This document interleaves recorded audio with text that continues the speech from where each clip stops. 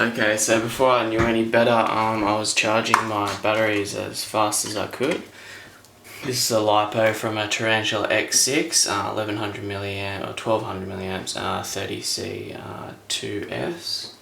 I was charging them as fast as I could, and this is not how you should charge a battery. So I've got two chargers, and this is kind of my setup. With a balanced charge, I normally just stuck it on the 2S and then just put it on 20 amps, which is quite a lot. 20 amps, and then I hit go.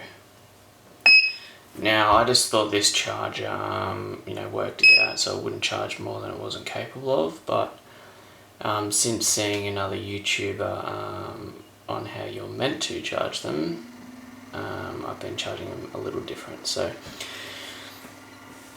this usually charges in about 5 minutes and hits about 13 to 15 amps and then slowly comes down. So you can see it going there, and it is pumping a lot of juice. I'll zoom in.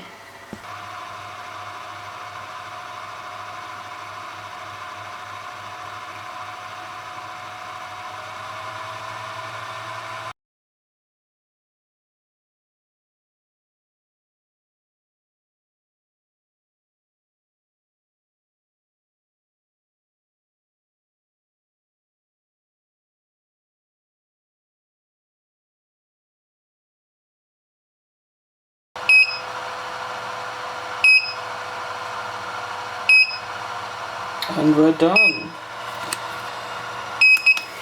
So in case you don't watch the other video, basically instead of charging at 20 amps, which is what I've set it as, you should charge at 1C unless stated otherwise. So on this battery here, it's 1200 milliamps, so you would charge that at 1.2 amps.